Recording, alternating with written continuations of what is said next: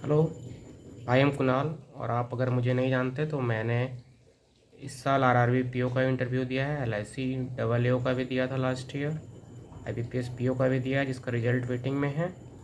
और मैं पिछले 5 साल से ऑलमोस्ट 5 साल से आप प्रिपरेशन कर रहा हूँ और अभी तक 24+ मेंस में अपियर हो चुका हूँ। तो मैं आप लोग को इस वीडियो में बताना चाहूँगा कि आप आरआरबी पीओ के लिए, जो कि अगस्त में शेड्यूल है, उसके लिए आप अभी से कैसे प्रिपरेशन करो। अगर आप बिगिनर हो तो कैसे करो, और अगर आप रिपीटर हो तो आप कैसे कर सकते हो। तो हम आपको बताते हैं कैसे आप आरआरबी पीओ के लिए फोकस कर सकते हो। अभी कट ऑफ के बारे में मत सोचो, और बस इतना सोचो कि तुम्हारे स्टेट में तुम्हारे लिए 100 वैकेंसी ऑलमोस्ट आएंगी। उससे ज़्यादा का एक्सपेक्टेशन ना रखो, ना रखना चाहिए। 100 वैकेंसी सोच के आप प्रिपरेशन में लग जाओ, क्योंकि इससे ज़्यादा नहीं आती है। अगर आ गई तो तुम्हारे लिए फॉर्चुनेट होगे तुम। सो उस हिसाब से प्रिपरेशन स्टार्ट करो अभी से, तो आपको डेफिनेटली अपने गोल को अचीव कर लोगे। क्योंकि ये गलतियां हमने की हुई हैं, तो हम उससे सीख के आपको बता सकते हैं कि आप वो गलतियों से बचो। सो आप लोग को मैं बताता हूँ कैसे आप लोग को स्टार्ट करना है। So first of all, what to do for RRB PO 2024। मैंने बता दिया आपको, 24+ मेंस मैंने दिए हैं। इस साल के सारे पेपर मैंने दिए हैं एक्सेप्ट ये आपको एसबीआई पीओ। एसबीआई पीओ मैंने नहीं दिया है।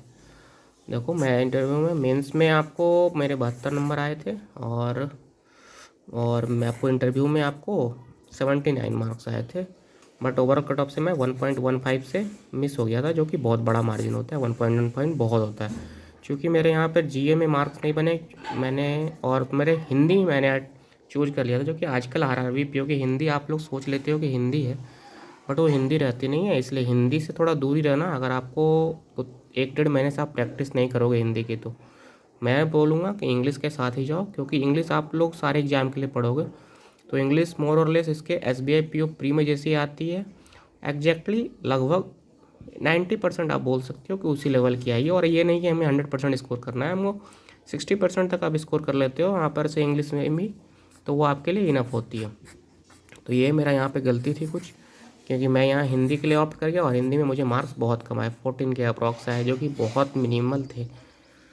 सो कि उसके पहले मैं आरआरबी पीओ का इंटरव्यू दे चुका हूँ, मतलब इंटरव्यू नहीं, मेंस दे चुका हूँ। ऑलमोस्ट ये 4th मेंस होगा आरआरबी पीओ का, बट मेरा फाइनल सिलेक्शन से थोड़ा दूर हूँ।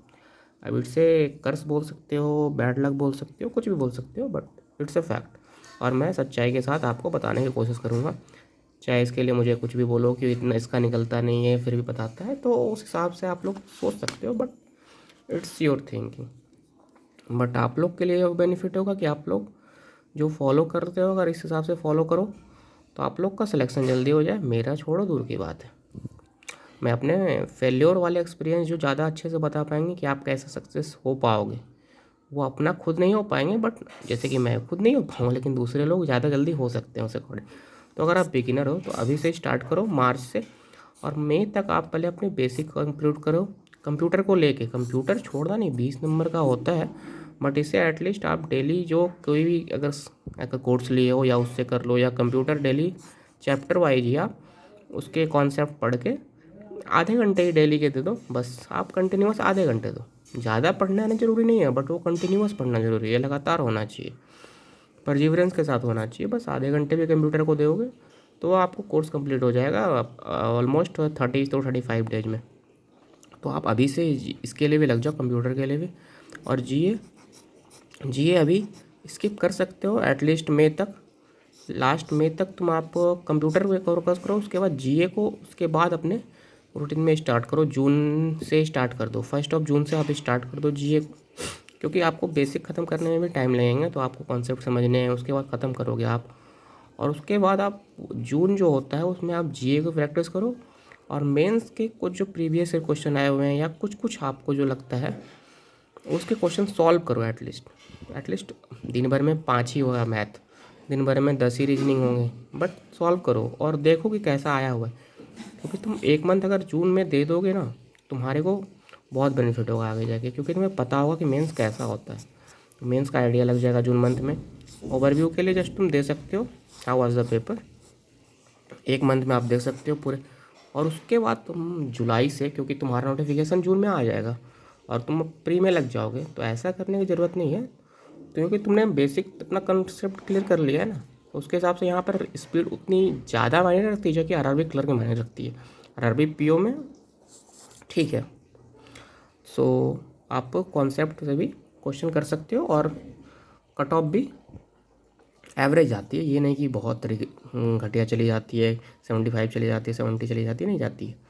उसके बाद आप प्री के मॉक से स्टार्ट करो आप जुलाई में पूरा, और उसके बाद अगस्त तक, जब तक आपका पेपर है, मिड अगस्त तक आपका पेपर है, आप प्री के मॉक दो, सेक्शनल दो।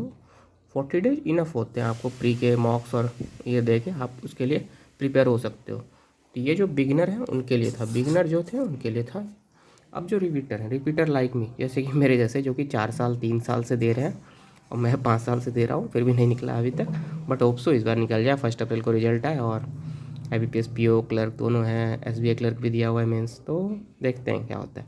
बट फिर भी प्रिपरेशन तो हमें करना है। अभी तो फ़िलहाल नहीं कर पाओगे जो रिपीटर्स हैं जिनके रिजल्ट पेंडिंग में, बट फिर भी करने की कोशिश तो करना है, ज़रूरी है। अगर स्टार्ट कर लेते हो तो बेनिफिट ही होगा। तो देखते हैं आप रिपीटर्स के लिए, आप अभी से 15 मार्च से मैं बताता हूँ, अगर मेरे अकॉर्डिंग चलो तो 15 मार्च से स्टार्ट कर दो अपने। नोटिफिकेशन की लास्ट डेट जिस दिन नोटिफिकेशन आ गया उसके आखिरी दिन, जिस दिन तक फॉर्म भरा रहा है उस दिन तक तो मेंस की ही प्रैक्टिस करो। मेंस में भी क्या चाहिए, मैथ, रीजनिंग, इंग्लिश, इसको 2 घंटे दो, इसको 2 घंटे दो, इसको 1.5 घंटे दो, सेक्शनल लगाओ या इसके क्वेश्चन लगाओ जितने हो सके इतने देर।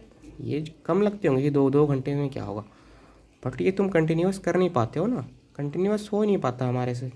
हम बीच में छोड़ देते हैं 4 से 5 दिन, फिर कुछ नहीं होता है, फिर उसके बाद स्टार्ट करते हैं, फिर छोड़ देते हैं। तो ऐसे नहीं, लगातार करोगे, इतने ही देर करोगे, मोर देन इनफ होता है ये पेपर क्वालिफाई करने के लिए। फिर ऑनवर्ड्स जून में आप इसमें ऐड कर लो, क्योंकि आप एडिशन कुछ करो, GA और कंप्यूटर को ऐड कर लो। GA आप जून से एकदम स्टार्ट हो जाओ, पहले दिन से पढ़ना। किसी भी यूट्यूब पे इतने सारे फैकल्टी हैं, किसी को भी फॉलो कर लो। अगर आप बोलोगे तो इसके ऊपर ही मैं बताऊंगा कि किस किस फैकल्टी को आप फॉलो कर सकते हो हर सब्जेक्ट के लिए, तो उसके लिए नई वीडियो बना दूंगा अगर आप कमेंट करते हो तो। जी और कंप्यूटर आप पहले से पढ़े हुए हो ही, तो कंप्यूटर की प्रैक्टिस हल्की हल्की, आधे घंटे किसी के क्विज़ दे लिए कंप्यूटर के, तो क्वेश्चन आप कर पाओगे। और ख़ासकर कंप्यूटर में MS के क्वेश्चन, माइक्रोसॉफ्ट के वर्ड, एक्सेल और पावर पॉइंट, इससे ऑलमोस्ट 40% क्वेश्चन इसी के आते हैं, MS से आ जाते हैं, जो कि पिछले 3 साल से आ रहे हैं। और अब कंप्यूटर वैसी नहीं आती जो पहले आया करती थी। और GA भी तो पता ही, अगर जिसने दिया है रिपीटर को तो पता ही कैसे आती है GA।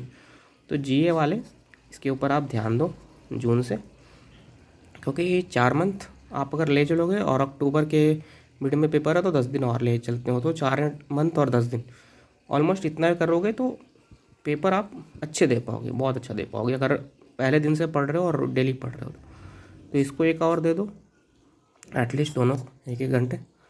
और मिड अक्टूबर में आपका मेंस होगा, तो जून में आप ये स्टार्ट कर दो, ऐड कर दो।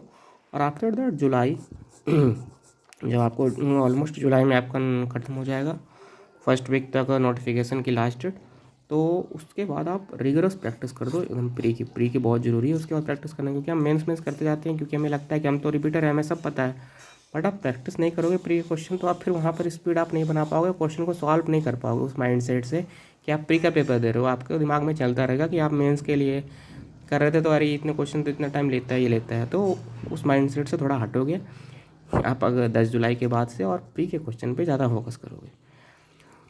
और जो ये आपको 5.5 घंटे यहाँ दिया करते थे इन 3 सब्जेक्ट में, मैथ, रीजनिंग, इंग्लिश में, ये 5 घंटे 30 मिनट आपको प्री के मॉक्स और क्वेश्चन जो सेक्शनल्स होते हैं उसको सॉल्व करने में, क्वांट और रीजनिंग के देने हैं, बस इन 2 सब्जेक्ट की। और ये GA आप चलते रहो, ये छोड़ना नहीं है।